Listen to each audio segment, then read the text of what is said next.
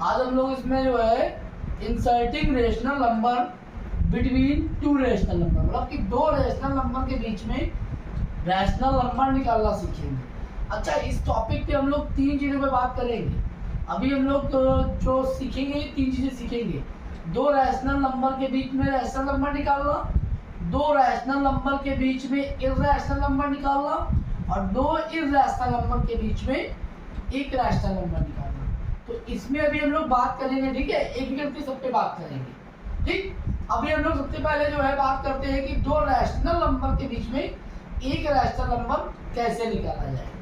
देखना इसमें अब हम लोग देखो, इसमें सबसे पहले देख रहे हैं एक rational number between two rational number, दो रैशनल नंबर के बीच में एक रैशनल नंबर निकालना है। तो हम लोग कैसे निकालेंगे? देखो, इसको निकालने के लिए एक फॉर्मूला होता है, ठीक है। तो उस फॉर्मूले को पहले हम लोग देखते हैं। फॉर्मूला क्या होता है? जैसे मान लो दो रैशनल नंबर है, एक है ए और दूसरा है हमारा क्या, बी। एक ए है और दूसरा क्या है हमारा, बी है। तो इन दोनों के बीच में जब एक रैशनल नंबर निकालना होगा तो हम लोग एक फॉर्मूला यूज करेंगे, है ना। वो फॉर्मूला क्या होगा? वो फॉर्मूला होगा ए प्लस बी अपॉन टू। क्या है फॉर्मूला? ए प्लस बी अपॉन टू। अच्छा, इसको हम ऐसे भी लिख सकते हैं, ए प्लस बी अपॉन, ठीक है। इतनी बात समझ में आई। अब इससे रिलेटेड एक क्वेश्चन करते हैं, ठीक है। देखना जरा, देखो इसमें जैसे कि हम एक क्वेश्चन ले रहे हैं हम लोग, क्या, find one rational number between 1/3 and 2/3। तो मैंने अभी आप लोग को एक फॉर्मूला बताया है। फॉर्मूला क्या होता है? 1/2 ए प्लस बी, ये तो बताया है फॉर्मूला। अब इसी की हेल्प से हम लोग 1/3 और 2/3 के बीच में एक रैशनल नंबर निकालें। देखो, इसमें जो हमारा a है वो a क्या होगा? a है 1/3 और b क्या है हमारा 2/3। तो भाई यहाँ वैल्यू पुट कर देंगे 1/2। a की जगह पे क्या रखेंगे? 1/3 प्लस 2/3। भाई इतना हम लोग पढ़े हैं क्या कि अगर नीचे डिनोमिनेटर में सेम नंबर होता है, अगर डिनोमिनेटर दोनों का सेम है तो एलसीएम सेम आएगा। मतलब 1/2 3 हो गया ना। हमें यहाँ पे कुछ देखना ही नहीं, जैसे ऊपर लिखा है वैसे उतार दो 1 + 2। अब यहाँ पे कितना आया? 2 + 1 कितना हो गया? 3। और यहाँ पे नीचे 3। ऊपर वाले का मल्टीप्लाई ऊपर और नीचे वाले का मल्टीप्लाई नीचे, कितना आया? 3/6। इसको हम लोग लिखेंगे नंबर लाइन पे। अगर लिखेंगे तो मान लो 1/3, सॉरी नंबर लाइन बोल रहा हूँ मैं। अगर हम लोग को लिखना है इसके बीच में तो हम लोग लिखेंगे कैसे इसको? 1/3 और 2/3 के बीच वाला नंबर कौन सा होगा? 3/6। एक रैशनल नंबर निकालना था, निकाल दिया। इतनी बात समझ में आ गई होगी कि एक रैशनल नंबर के निकालने के लिए हमें कैसे करना पड़ेगा। दो रैशनल नंबर के बीच में एक रैशनल नंबर निकालना है तो हम इस फॉर्मूले को अप्लाई करेंगे, ठीक है। इतना देख लिया। क्वेश्चन के बाद हम इसमें देखते हैं। ये एक अलग क्वेश्चन है। अब इसमें कितना निकालना है? Find 5 rational number. पहले वाला क्वेश्चन में कितना निकालना था? 1। इसमें कितना निकालना है? 5 रैशनल नंबर। किस चीज के बीच में? 1 और 2 के बीच में। अच्छा, 1 और 2 देखिए ध्यान से, तो ये 1 है और ये 2 है। भाई 1 और 2 के बीच में भी कुछ दिख रहा है? कहाँ दिख रहा है? 1 के बाद 2 ही आ जाएगा, है ना। यही तो है, 1 के बाद 2 ही आ जाएगा। देखो, जो मैंने आपको फॉर्मूला बताया है वो उस फॉर्मूले की हेल्प से आप 3, 4, 5 आराम से निकाल लोगे। जैसे अभी मैं आपको निकाल कर दिखाता हूँ उसी फॉर्मूले से 5 रैशनल नंबर इसमें देखिएगा। तो 1 और 2 के अगर बीच में हमें निकालना है 5 रैशनल नंबर, तो फॉर्मूला क्या है? a plus B upon 2। तो a क्या है हमारा? 1 है। इसमें a क्या है हमारा? 1 है और b क्या है हमारा? 2 है। यहाँ पर हो जाएगा 1 + 2/2। कितना आया? 3/2। अब देखो यहाँ पे मैं लाइन में लिख रहा हूँ, यहाँ पे है 1, अरे लाइन क्यों ना रहा, सॉरी। यहाँ पे है 1 और यहाँ पर है 2। 1 और 2 के बीच में क्या आया? एक रैशनल नंबर आ गया। क्या आया? 3/2।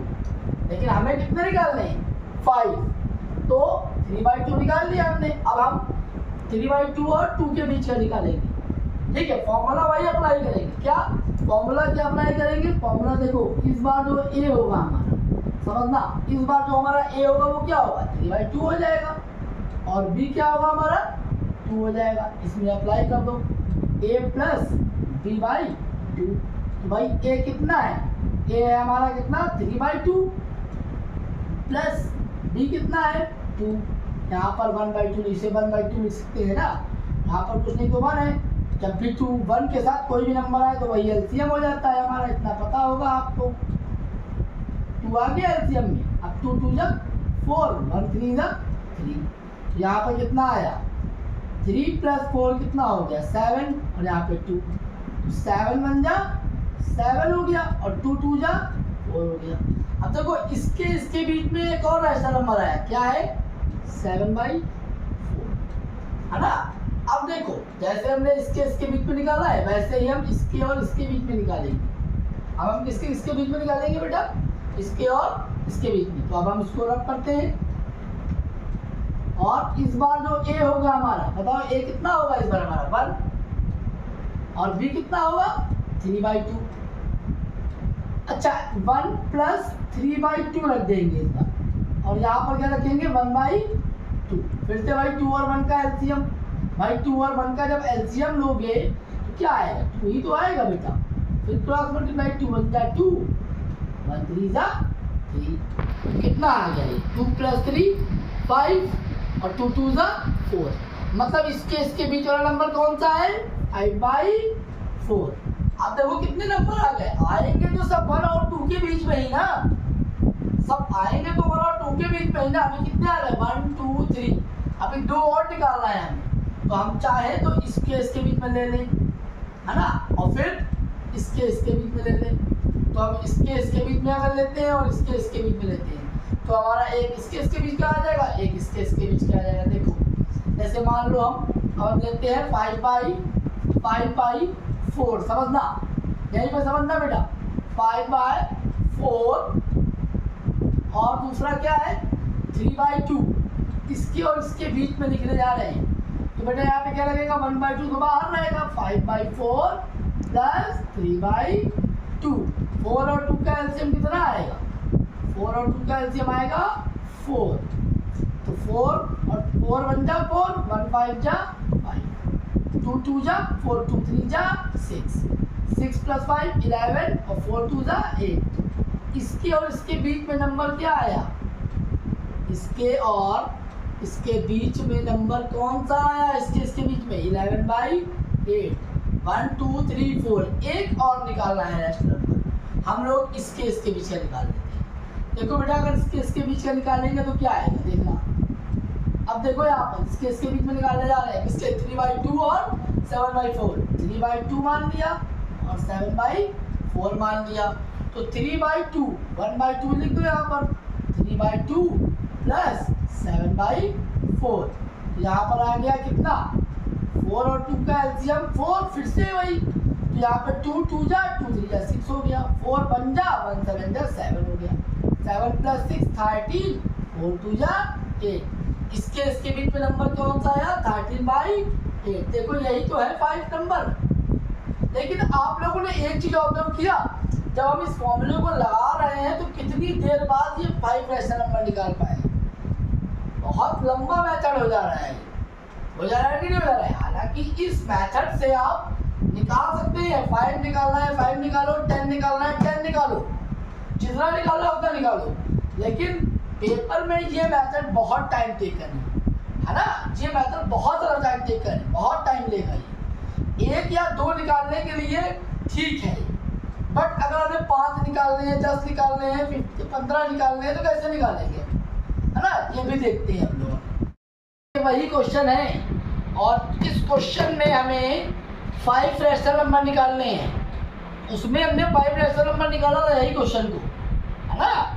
5 रैशनल नंबर निकालने में कितना टाइम लिया था। अब देखिएगा मैं इसी में निकालूंगा, आपको 5 नहीं जितने कहेंगे उतने निकाल दूंगा। फिलहाल तो मैं अभी आपको दिखा रहा हूँ करना क्या है। जैसे यहाँ पे 1 लिखा है ना, और यहाँ पे लिख दो 2, 1 लिख दो, यहाँ पर लिख दो 2, इसी के बीच में निकालना है ना भाई। ठीक है, तो आप कुछ ना करो भाई, आप क्या करो, इसके नीचे 1 लिख दो, इसके नीचे कुछ नहीं तो 1 होता है ना, कुछ भी नहीं है तो डिनोमिनेटर में। अब हम क्या करेंगे, इसको 10 से मल्टीप्लाई कर दें, इसको भी 10 से कर दें, इसको भी 10 से कर दें और इसको भी 10 से कर दें, तो यहाँ पे कितना आ जाएगा 10/10, 20/10। अब एक बात मुझे बताओ, 10 और 20, 10/10 और 20/10 के बीच में 11/10, 12/10, 13/10, 14/10, 15/10, 16/10, 17/10, 18/10, 19/10, कितने रैशनल नंबर आ गए? आपको तो 5 ही निकाल लेते, 1 2 3 4 5 6 7 8 9 आ गए ना, कितनी जल्दी आ गए। उसमें कितनी देर लगी थी, इसमें देखो। अच्छा, आपके दिमाग में क्वेश्चन आ रहा होगा, सब निकालना तो 1 और 2 के बीच में था, आप तो 10 और 20 के बीच में निकाल रहे हैं। तो भाई एक बात मुझे बताओ, अगर हम इस 0 को 0 से काट देंगे और इस 0 को 0 से काट देंगे तो 1 और 2 ही तो बचेगा ना भाई। वही तो फॉर्म है, 10/10 को हम 1 ही तो लिखेंगे और 20/10 को हम 2 ही तो लिखेंगे। बस करने का तरीका बदल गया, जितने भी निकाल रहे हैं। अब आप कहो, अब आप मन में सोच रहे होगे कि सर आप 5 की क्या बात कर रहे हो, हमसे कहो 500 निकाल देंगे। निकाल सकते हो कि नहीं निकाल सकते हो, तरीका वही है, आप इसमें कर दो 1000 से मल्टीप्लाई, ये लो कर दिया। अब इसके बीच में जितने बढ़ती उतने लिख दो, इजी है ना ये। यही मेथड हम अप्लाई करेंगे जब 5 या 5 से ज़्यादा होंगे, ठीक है। बट केस और भी है, उसको भी देखो। अब केसेस थोड़ा सा और भी हो जाएंगे। क्या, जैसे हम मान लो 20/10 दिया है, 60/20 दिया है। अब आप कहोगे सर वो तो ठीक था, उसमें तो डिनोमिनेटर में हमने जो है सेम था तो हमने आराम से हमने लिख दिया, लेकिन यहाँ पर तो गड़बड़ है ना। यहाँ पे क्या गड़बड़ है, यहाँ डिनोमिनेटर में 10 दिया है और यहाँ पर 20 दिया हुआ है, चेंज है। अब कैसे निकाले, अब तो गड़बड़ हो जाएगा। हम 20/10 लिखेंगे, 20/10 लिखना पड़ेगा और यहाँ पे आ रहा है 20, ये तो गड़बड़ है, तो मिलेगा ही नहीं कहीं। इसके लिए मेरा तरीका होता है। तरीका क्या है इसके लिए, देखो, अगर हमें 20/10 और 60/20 के बीच में कितने निकाल रहे हैं, 10 रैशनल नंबर, तो हम क्या करेंगे, हम यहाँ पर देखो, यहाँ पे 20 लिखा है ना, यहाँ पे कितना लिखा है 20 लिखा है, तो क्या ये 10 में हम कुछ ऐसा मल्टीप्लाई कर दें कि डिनोमिनेटर सेम हो जाए। हमारा ऐसे केसेस में सिर्फ एक ही एम है, क्या, डिनोमिनेटर को सेम करना। और डिनोमिनेटर कैसे सेम होगा, अगर ये इसके टेबल में आ रहा है तो जैसे 10 20 बन सकता है, 10 जो है 20 बन सकता है, तो हम बना दो, क्या दिक्कत है। अगर हम इसमें 2 से मल्टीप्लाई यहाँ कर रहे हैं और यहाँ कर रहे हैं तो कोई फर्क तो पड़ेगा नहीं, क्यों, क्योंकि ये इकट्ठी बनी तो हो जाएगा, लेकिन अपना काम तो बन जा रहा है ना। जहाँ अपना काम बन जाए वहाँ बहुत बढ़िया चीज़ है। तो हम लोग क्या करेंगे, हम लोग यहाँ पर 2 से मल्टीप्लाई यहाँ पे कर देंगे, 2 से मल्टीप्लाई यहाँ कर देंगे। अब यहाँ कितना है 40/20 और यहाँ पहले से 60/20 था। अब मुझे बताओ 40 और 60 के बीच में क्या 10 रैशनल नंबर नहीं लिख सकते हो? अरे बहुत आराम से 41/20, 42/20, 43/20, जितना मर्जी उतना लिखो, 59/20 तक लिख लो। हमें कितने चाहिए, हमें तो चाहिए 10 ना। लो भाई 10 ले लो, चूज कर लो एनी 10, जो मर्जी आए वो चूज करो बेटा, आराम से चूज एनी 10। समझ में आया ये बात, ये कौन सा समझ में आया कि नहीं आया? बस यही चीज समझा रहा हूँ। इसमें तो कितने भी निकालने हो, है ना, आराम से निकाल सकते हो, कोई दिक्कत नहीं है। इतना देख लिया।